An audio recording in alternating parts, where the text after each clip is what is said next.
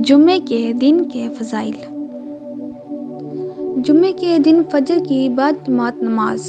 سیدنا عبداللہ بن عمر رضی اللہ تعالیٰ عنہ بیان کرتے ہیں کہ رسول کریم صلی اللہ علیہ وآلہ وسلم نے فرمایا، اللہ تعالیٰ کے ہاں افضل ترین نماز جمعے کے دن فجر کی بعد جماعت نماز ہے۔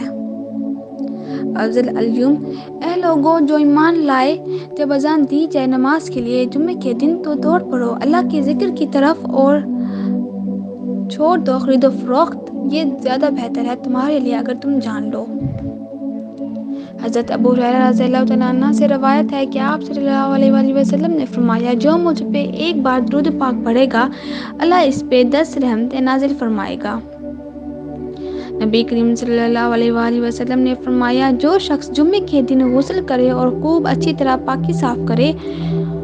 اور تیل استعمال کرے یا گھر میں جو خوشبو میسر ہو استعمال کرے، پھر نماز جمعہ کے لیے نکلی اور مسجد میں پہنچ کر 2 آدمیوں کے درمیان نہ گھسے، پھر جتنی ہو سکے نفل نماز پڑھے اور جب امام خطبہ شروع کرے تو خاموشی سے سنتا رہے تو اس جمعے سے لے کر دوسرے جمعے تک سارے گناہ معاف کر دیے جاتے ہیں۔ پھر جب نماز پوری ہو جائے تو زمین میں پھیل جاؤ اور اللہ کا فضل تلاش کرو اور اللہ کو کثرت سے یاد کرتے رہو، شاید کہ تمہیں فلاح نصیب ہو جائے۔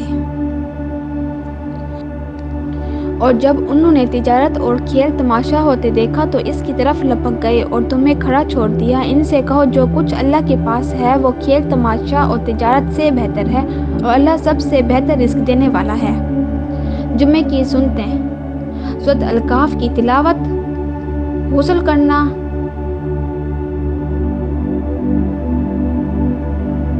خوشبو کا استعمال، صاف کپڑوں کا اہتمام، درود پاک کی کثرت، مسواک کرنا، تیل لگانا، خاموشی سے خطبہ سننا۔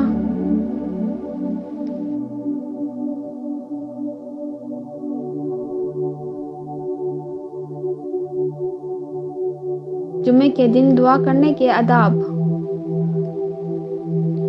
امام ابن القیم رحمۃ اللہ علیہ نے فرمایا، دعا جب قبولیت کے وقت ہو، جیسا کہ جمعے کی آخری گھڑی میں، تو اس کے ساتھ ساتھ دل میں خشوع ہو، اپنے رب کی حضور انکساری ہو اور اللہ سبحانہ وتعالیٰ کے سامنے عاجزی، تواضع اور گڑگڑانے کے ساتھ دعا ہو۔ پھر دعا کرنے والا قبلہ رخ ہو اور باوضو ہو اور اپنے دونوں ہاتھ اٹھا کر دعا کرے اور دعا کی شروعات اللہ کی حمد و ثنا سے کرے، پھر نبی کریم صلی اللہ علیہ وآلہ وسلم پر درود بھیجے، پھر اپنی ضرورت مانگنے سے پہلے توبہ استغفار کرے، پھر اپنے رب سے مانگنے میں گڑگڑائے اور عاجزی و ضد کرے اور امید و خوف کے ساتھ دعا کرے اور اللہ کے اسم و ثنا اور صفات العالیہ اور اس کی وحدانیت کا واسطہ دے اور دعا سے پہلے کچھ صدقہ بھی کرے تو ایسی دعا کبھی رد نہیں ہوتی، یعنی ضرور قبول ہوتی ہے انشاءاللہ۔ فضائل سورۃ الکہف۔ جس شخص نے جمعے کے دن سورۃ الکہف پڑھی، اس کے لیے 2 جمعوں کے درمیان نور روشن ہو جاتا ہے۔ اصحاب کہف کے واقعے سے اسباق: انسان اس بات کی امید رکھے کہ اللہ تعالیٰ ایمان والوں کی مدد کرتا ہے، دعا کے ساتھ تدبیر بھی کرے، فتنون کے دور میں ایسی جگہ سے الگ ہو جائے جہاں پر دین کو خطرہ ہو، مقصد کے حصول کے لیے ایک دوسرے سے مشورہ کرے، بحث و مباحثہ سے بچیں، حلال پاک صاف طیب کھانا کھائیں، ولطیف نرمی کو زندگی کا حصہ بنائیں، معاملات کو اللہ کے سپرد کریں۔ باغ والوں کے قصے سے اسباق: شکر نعمت کو باقی رکھنے کا سبب ہے، دعوت کے لیے ڈائلاگ کرنا چاہیے، ہر ایک انسان کی مزاج اور طبیعت مختلف ہوتی ہے، حکمت سے بات کریں۔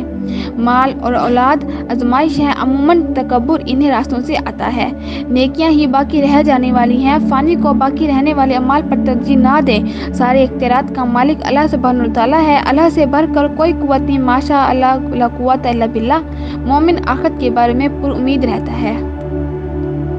حضرت موسیٰ علیہ السلام اور حضرت خضر علیہ السلام کے واقعے سے اسباق: